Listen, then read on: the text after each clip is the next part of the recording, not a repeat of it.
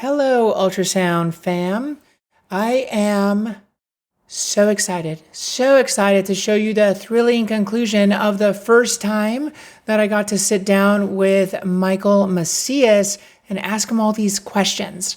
Now, we actually ran out of time. I had a lot more questions to ask him about what to do in the emergency department for certain things, from almost like an administrative, like how do you actually utilize ultrasound in your practice apart from learning how to do it. And I learned so much. I didn't want it to be too overwhelming. So we talked about nerve blocks, right heart assessment on part one. And in part two, the last question I asked him was fractures and what to do with ultrasound with them.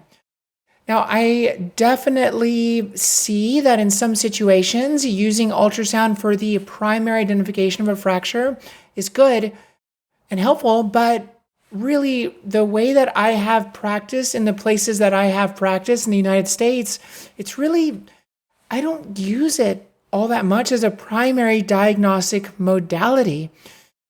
Now, there is data that shows that it is quite accurate compared to the gold standard of x-ray, but most of the time I have to get the x-ray anyways, because we have to kind of follow it up. We have to be able to send the images to ortho, to their primary care doctor, whomever. So I'm usually getting the x-ray anyways. Now, there are a couple situations I'll use it. The first one is if the patient's x-ray is negative and I have a high suspicion for a fracture. This, to me, I most commonly see this in the setting of rib and sternum fractures. Sometimes the x-ray doesn't really pick those up because you can have very small fractures that the ultrasound is actually quite good at picking up. And the other thing is I use it during reductions instead of a C-arm. So a couple reasons you'd want to do that. The first one is sometimes you might not have a C-arm. I remember when I went and I worked in a community-based practice and I didn't have easy access to a C-arm. It was kind of different. And I'm very happy that the ultrasound was there to help me out. And it also would decrease the amount of radiation that you are sending to the patient and that you are also giving yourself by doing the ultrasound. Because remember, ultrasound has no radiation relative to an x-ray, which has radiation. It's not a lot, but it's radiation. Check out the podcast coming up next for Mike's thoughts with my little commentary in it. All right, so that was more the critical care stuff, right? Like the really sick patient and nuances of how to deal with that. Let's talk about not that patient. The one thing that I think I was spoiled in all the other places that I've worked where we had an ortho residency there is we had like 7 C-arms. We had ortho residents that would sometimes reduce patients before I even saw them, right? But where we're at, we don't have an ortho residency, and I'm actually doing so many more reductions than I ever did in my life, which is good because I like doing them. In the community setting, what do you think is a utility for ultrasound in the diagnosis and workup of patients with fractures, long bone fractures, let's say? Mm-hmm. Well, first of all, I would say that everything ultrasound is exciting. It's not just the resuscitation. So fair enough. Yeah. Fractures, whatever we're doing, right? It's all good. Mm-hmm. But I would say I'm definitely in the camp of using it really for sort of, I would say, procedural guidance for fractures. Okay. I would say I'm not really using it for diagnosis as much. I have had a couple of those saves, where there's a fracture. Yeah. You absolutely know, right? You work in the emergency department enough. Mm-hmm. You know what someone has a fracture or not. That's not perfect, right? But you have a high suspicion. So if you have an x-ray that might be negative, especially some of the hand bones that won't be as obvious, I put the ultrasound on and I've picked up a couple missed fractures, but I would say that that's not really what I'm using it for. That's not my thing. There are people that are like, oh yeah, ultrasound's going to take over for fractures. I'm not there yet for diagnosis. but I'm really about the procedural guidance. Like you said, we don't have ortho, we don't have C-arms all the time, and so we're really driving a lot of the reductions and the pain control. So I kind of think about it in those two aspects. We're also really trying not to do procedural sedation. One, it takes up a lot of time, takes up a lot of resources. Nurses already are maxing out on numbers in terms of how many patients they can see at a time. So a procedural sedation takes away nurse from our staff. So the focus that we've really shifted to is better pain control and less procedural sedation. If we can do a hematoma block, if we can do a nerve block for a reduction, that's going to be way better for the patient. So that's really where my focus is. So say the common one, let's just pick the distal radius, right? That's the most common one we see. The old foosh, right? So what I'm doing is I'm going to be doing my hematoma block with ultrasound guidance, and then I'm going to be reducing it with ultrasound.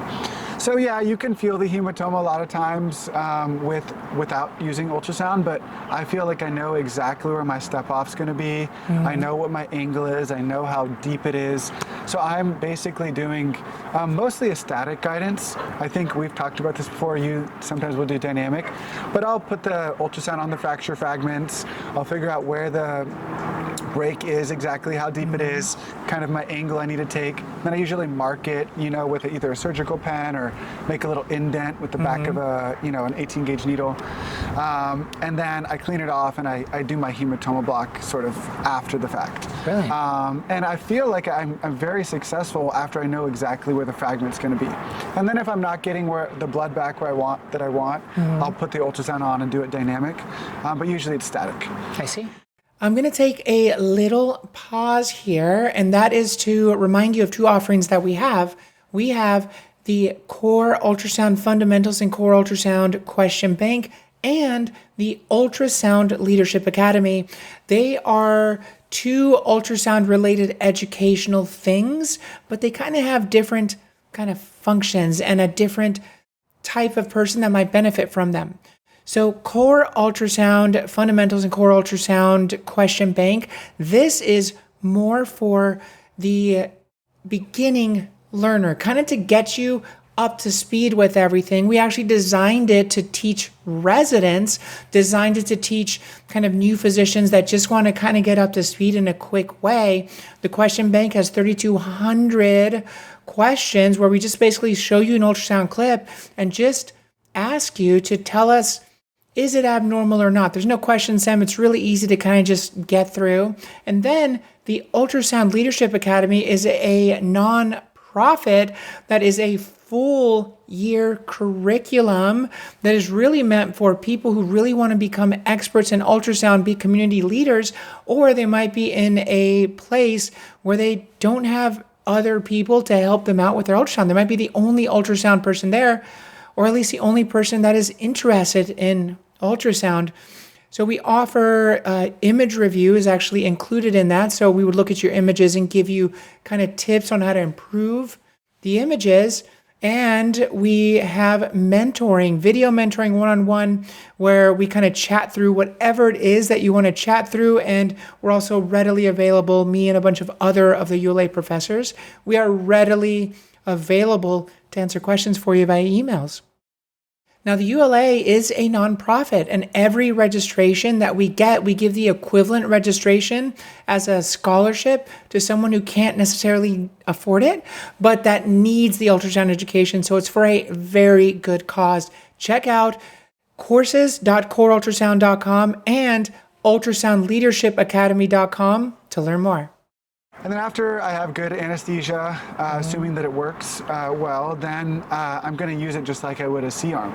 So if I'm hanging the arm, I'll let it hang for 15-20 minutes, and then I'll do just like you would do an anterior, posterior, and a lateral x-ray. I'll put the ultrasound on the fragments in an AP orientation, so on the dorsal aspect, and see kind of how my fracture is aligning. And then I'll also do it from a lateral aspect, so usually on the radial aspect if it's a distal radius fracture. So I'm doing it from two planes, and I'm honestly just watching that and trying to get good alignment. So if you don't have that C-arm, it sort of works exactly the same. The one issue you sometimes run into is make sure you have a towel, because it gets all messy, and if you're trying to reduce it, your hands are slipping. Yeah. So have a towel with you, wipe off the gel, but that's usually what I'm using it for. So guiding that fracture back. I've used it for mid-shaft humerus, distal humerus. I've used it for some ankle fractures as well. And you can use it also for like a boxer. So you can pretty much use it for a lot of fractures where it's easy to get the ultrasound on. Brilliant. I mean, I agree wholeheartedly. I like doing it under dynamic guidance, just because for me, like, it's not that difficult to, put a tegaderm or to put a probe cover on there and actually like identify the needle, like going into that fracture fragment. I usually come distal, so that, let's say the fracture fragment's like this. I come this way to just make sure I can nuzzle it right in there. I don't think it's necessary, to be honest, and I don't think that it necessarily increases the likelihood of it. It's just something that to me is just makes me feel a little bit more precise, but I don't think it's necessary most of the time, to be honest. I just like doing it that way.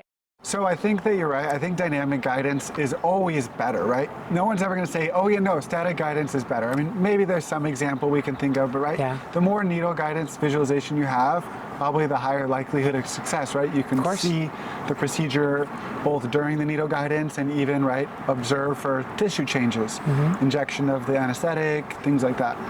But yeah, I think for me, it's always that balance of like I guess my personal experience with it, and I feel like I get good success with my static, so I have a little bit of that. I don't want to get the stale probe cover out. It's that balance of effort versus success, and the balance is going to be different. And in some cases I might use a dynamic. So, but I totally think dynamic is an awesome choice as well. It's really just going to be your preference. Yeah. Well, amazing. I actually have more questions for you because we kind of chat about this in crossing when we're doing stuff together, in between patients in the ER. But it's nice to actually sit down and actually ask you specific questions about it. So thank you for that. We are hopefully going to do at least one or two more because we have more things to talk about. So much. But I think that's probably good for now. We don't want to overwhelm people with the amount of knowledge you have. Oh, well, thank you. Well, thank you so much for having me. It was awesome. I always love chatting about ultrasound. It's better off shift because we can actually focus. Usually there's a million things going on, and we have about 30 seconds to talk about something, if that. Look at an image. So I'm looking forward to further discussions in the future. Yay. Thanks. Thanks, Mike. Thanks. This episode was a short one, but I think it brings up an important nuance of how to use the available applications for ultrasound in specific ways. Now, for me, I don't use ultrasound in every single patient, and I definitely don't use it all the time. There are some shifts where I'm touching the ultrasound transducer maybe once or twice, maybe just to put in an ultrasound guided IV, and that's it. The ultrasound is a tool in your quiver or an arrow in your tool chest to help you be the best provider that you can for your patient, because ultimately that's why we're all here as medical providers, is to do the best that we can for our patients. Don't forget to check out ultrasoundleadershipacademy.com and or coreultrasound.com if you want more education. Make sure that you subscribe, like, comment, all the regular stuff that we always ask you to do as people who post things on YouTube. Hope to hear from you soon, and happy scanning.